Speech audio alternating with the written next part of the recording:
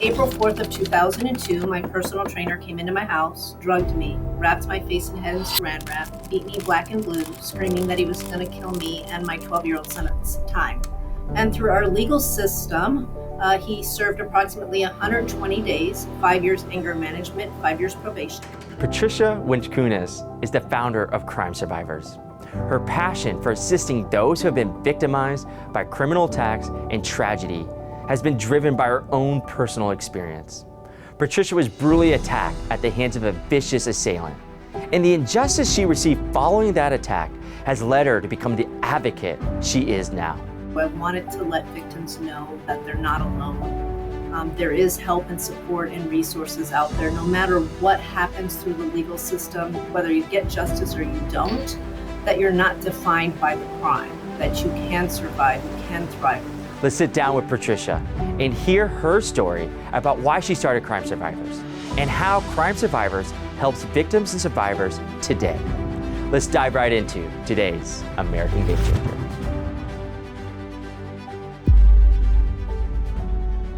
Well, Patricia, welcome so much to American Game Changers in the Epoch Times.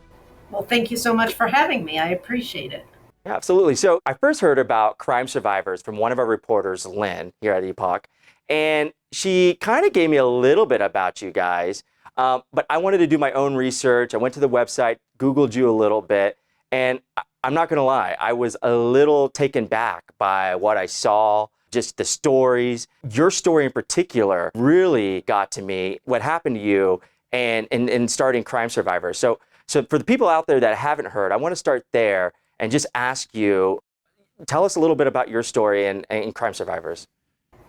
So I'll tell you a little bit about myself and then why Crime Survivors exist. So I started Crime Survivors back in 2003 because of April 4th of 2002, my personal trainer came into my house, drugged me, wrapped my face and head in Saran wrap, beat me black and blue, screaming that he was going to kill me and my 12-year-old son at the time. As a single mom, I never thought ever somebody would want to try to kill me or my son. So it broke out into a fight. He was head banging me, banging my head into the wall, kicking me, screaming that he was going to kill my son. Life-changing experience. I was able to get over my 12-foot balcony to eventually get to neighbors to call 911. Long story short, he was charged with deliberate premeditated attempted murder, burglary in the first degree, assault with a deadly weapon, and criminal threats. And through our legal system, he served approximately 120 days, 5 years anger management, 5 years probation. Life-changing for me, completely life-changing. Never would have I ever thought our legal process was the way it was. And I thought it was really bad back then, but unfortunately now this year, I feel like it's actually worse in this climate, that victims and survivors are kind of pushed to the side and offenders are more coddled and given all of their rights. But I made a promise to God on April 4th of 2002 that I would live for community above self, that I would do everything I could to help families of murder, survivors of attempted murder, rape, domestic violence, sexual assault, child abuse, elder abuse, and human trafficking. One person, one family, one community at a time. That's all I wanted to do. I wanted to let victims know that they're not alone. There is help and support and resources out there, no matter what happens through the legal system, whether you get justice or you don't, that you're not defined by the crime, that you can survive, you can thrive. Like myself personally, I was victimized, but I don't feel that I'm a victim. I feel like I'm a survivor, I'm a thriver, I'm a mother, I'm a grandmother, I'm a community leader. Of course, I'm going to have moments for the rest of my life. I'm always going to have moments, whether when I'm dealing with Saran wrap or whether I see a fitness trainer, whatever that may be, those are triggers to me. But I am so much more. And starting this organization, Crime Survivors, we started it in the city of Irvine. It has grown to a Southern California organization. I mean, we get calls from other states, other cities, all over the place. But I can't take the credit for it. It's our team of our board members, our volunteers, law enforcement, the community coming together to not only give monetary donations, but in-kind support that really do care about victims and survivors. It's really remarkable what you've been able to do and everything that you guys are doing. I want to go back a little bit and when I hear your story, I can put myself in your shoes in the sense of you it was your personal trainer. You trusted this person and you really believed in him. Is there things that you saw? Was there any signs or anything that you saw that this guy could be doing what he did? It's interesting that you say that question, and it's a really good question. And I kind of have two answers, twofold for it, I guess. One, there definitely were red flags. There were definitely things that I should have acknowledged, paid attention to, that I should have, frankly, ran to the mountains and the hills as far away from him as I could, but I didn't. I was a completely different person back then than I am today. I tell people, I went from being a mouse to a bear to a grizzly now, and I haven't found my middle ground yet. I'm still working on it because I have this passion inside of me to help people. But I really think that the question also, when people ask, you know, I'm always left aback because I think we are still in a sense, and not that you're doing this, I know that, but the questions always go tends towards the victim, like, should have we ran for the mountains? Should have we known better? Should have we not done something? Or if we're strong, I just had this conversation with somebody and people say, well, if a victim is not crying, they must not have been a victim. Or if the victim is now a survivor and thriving in their life, there must not have been so much pain or distraught or whatever else. Or was he murdered? Was he in a bad neighborhood? Was she raped? Was she wearing a short skirt or showing a lot Right. of cleavage or a lot of makeup? So those kind of things, like, and again, it's just something that I'm so passionate about, like saying, yes, I don't also, because trust me, for years, I blamed myself. I guilted myself thinking, The reason I ask, in a sense, is because I feel like I would be that person. Like I am so trusting. yeah, and I mean, I totally agree. It's all of us. I mean, all of us want to be trusting, right? We Hmm. want to trust humanity. We want to trust human beings. We want to be able to know that the place that we're going to get our muffin in the morning or our coffee, or the place we're going to a fitness worker, or the person that's cutting our hair, or the person that's doing our nails, or going to get a massage, or whatever else it is, we want to be able to believe those are trusting people. But, and I don't want you to feel that you can't trust those people. That's not what I'm saying. I'm saying if there is a feeling that you have that's uneasy, pay attention to it, acknowledge it, recognize. I always tell people, I don't care if you feel like somebody's following you in your car.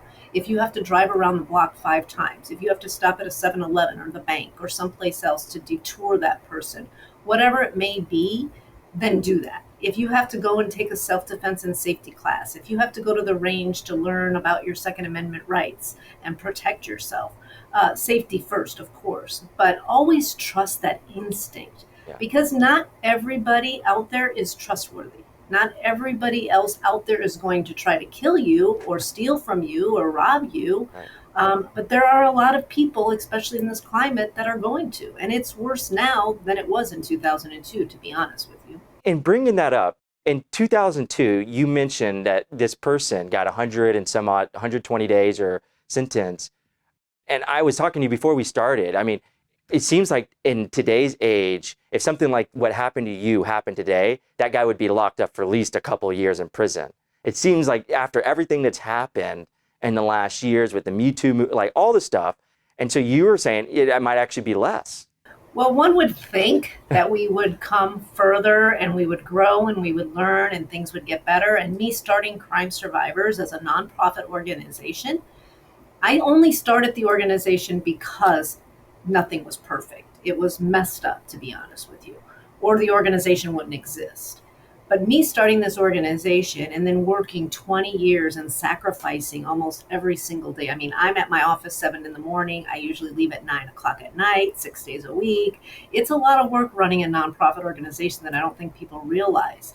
But to be honest with you, a lot of days I feel like a failure because I look at the 20 years I got in this movement to make it better, to give justice, to hopefully get justice for victims, to get resources and support. And I know that I have, and I know I'm not a failure, but a lot of days I feel that way because I see what happened after laws like AB 109, Prop 47, Prop 57. I see victims every single day coming in and out of our resource center, talking to them on the phone, emailing, texting. they're in tears, they're devastated. These early releases that are out there, these cases that are being dismissed, victims not going to law enforcement, not that they don't trust law enforcement, they're just saying, well, he raped me, and then what's he going to do? Get a slap on the hand and get released in 6 months or not be found guilty? Why should I even report it? I'm just going to move on with my life. Knowing that a lot of these victims can't just move on with their life. They have to be able to have counseling, therapy, support, resources in our community, not only like our organization, but many of the other amazing organizations that are out there. But it does bother me, to be honest with you. I'm like, well, should I just go to work and do something else? I used to do my catering event planning business. Should I just wave the white flag? But then I'm reminded, wait a minute, God gave me a purpose and a passion. And even though I may feel like a failure, we have come also very far. Like we have Marcy's Law, which passed in 2008. We have laws, we have rights, we have protections, and I do believe that it will swing back. I hope it doesn't swing one way or the other. I hope we could just find balance. I want to go back to Marcy's Law. My question, I guess, to you is there some victims that you have worked with, crime survivors has worked with and helped that have impacted you that kind of motivate you to this day? Several things. We worked very hard to get Marcy's Law passed. I have to thank Dr. Henry T. Nicholas, that he was the one that put the funding and the money towards getting it passed in 2008. Otherwise, it would have never passed. It didn't pass through our legislators, so the people of California voted it in 2008, because his sister was brutally murdered, Marcy. His mother was absolutely amazing, Marcella Leach. She was like our mentors out there in the community before us. And we have Marcy's Law, but it also doesn't always work, right? Especially in this climate right now. It works for the majority, but not for the minority, I guess. But the difference that makes with me is whether we're giving out diapers or clothing or food or shelter or helping with counseling and therapy or our support group or all of our holiday events. Like for Christmas, we helped over 1,000 survivors this past Christmas.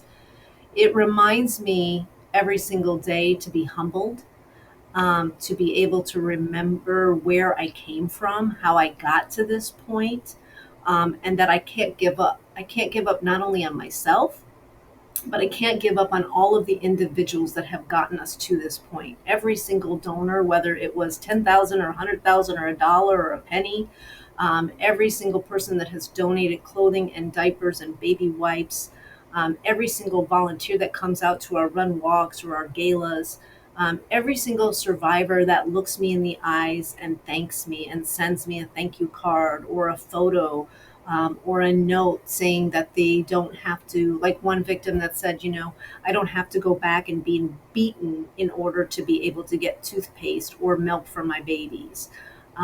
Those kind of things is what makes a great impact to want me to continue to do what I do day in and day out, no matter how I feel.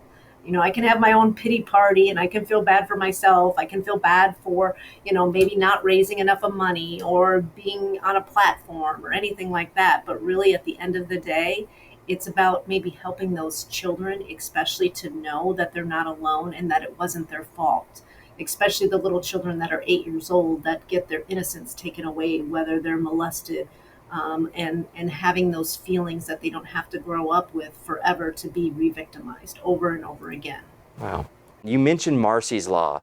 Tell me about Marcy's Law. How was that law inspired and what is it all about? Well, Marcy's Law, you have 17 rights under Marcy's Law, and you have a right to be treated with respect and dignity. You have a right to restitution. You have a right to your property back in a timely fashion. You have a right to have your address protected. You have a right to attend parole hearings. There's 17 rights, which are pretty remarkable and incredible. And there was a great team that really worked hard in their own personal cases in order to be able to make sure that this stuff would never happen to somebody else.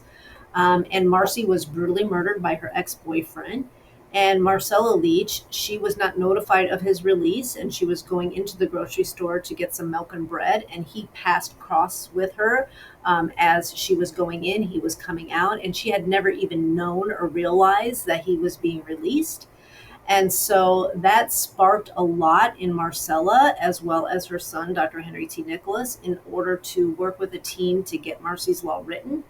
It did go to our legislators and they would not support it or back it. So basically, he at the time, I believe approximately $6 million he put towards getting it an initiative, a ballot. And then the people of the state of California ended up voting it in. And so victims have rights. They have to be able to assert their rights, unfortunately, in order to get them. But they do assert their rights and then they get them. If they do not get their rights, unfortunately, there's not much they can do about it. But they have those rights. And we make sure that we let every single victims know about their Marcy's Law. We do trainings with law enforcement, patrol schools, academy classes, other service providers to let them know in order for them to let their victims and survivors and family members that they're working with that victims have rights and how to get them and what exactly each right means, because some people may not know what those rights are. They may not know how to write a victim impact statement. They may not know how to attend a parole hearing and what that looks like. So we are there to let them know of their rights and how to get their rights. What are you guys currently working on right now? What is Crime Survivors currently working on, and what do you guys plan for the future?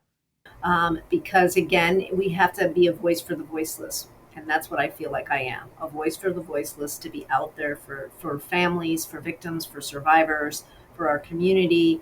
And we are always working on something. It seems like there's never a dull moment or a minute out there. So we just got done with our 2 large run walk health and safety expos that we were so excited to have after COVID, or through COVID, I should say. We are planning our awards gala, hopefully for the month of August. We are always doing something. We just, this past weekend, we did a large clothing giveaway with diapers that we give out every single month. One of the goals and objectives right now is we are trying to do a couple of capital campaigns in order to raise funding, in order to open up our Crime Survivors Distribution Center, of which is one of my next dreams that I really want to be able to achieve. So I'm working on that, working on expanding our volunteer list, our donor list. But most importantly, above and beyond any donations or events or programs or anything like that, is really making sure that we're here to help victims and survivors and families. And so that will always come first, no matter what the situation and circumstance is making sure that we listen and we hear what victims need. I don't want to delegate what they need. We can invite them to our holiday events and our holiday programs and counseling and therapy and all of that. But what is it that we can do to be able to bring awareness, prevention, advocacy, and healing throughout our communities? And that's our top priority because victims matter. Absolutely. It's amazing. I'm going to be looking forward to a lot more seeing you guys. I'm following you guys now. So last question for you, and I ask this to a lot of my guests that come here. I like to end the show on hope. What is your message of hope? Wow, that's a powerful one because that's what I live my life on. 365 days out of the year is with faith there is hope. It's actually what the title of my book is with faith there is hope. And so for me, hope represents so much. Hope represents faith, family, forgiveness, community, self, friendships. Hope brightens tomorrow. It gives us another opportunity and chance. For again, forgiveness and all of the items that I've already listed. It's heartfelt, it's soulful, it's giving, it's generosity. It's so much more than what hope is defined by. Its hope is what's defined by what you feel. Each and every individual, it comes differently, but hope for me is a better tomorrow, and it brings peace and comfort and joy with all of that. And hope always reminds me of holiday, to be honest with you. So I'm a big Christmas person, so it also just brings a smile to my face when I can think about Santa Claus and what Christmas represents, above and beyond Santa, of course. And I always like to bring the giddy and the silly into it, even though this is a hard topic to talk about. Hope can also just be able to just bring us back to reality. Wow, that's beautiful. Patricia, thank you so much for joining us. I hope to see you again soon. You're welcome. Thank you so much. Thank you.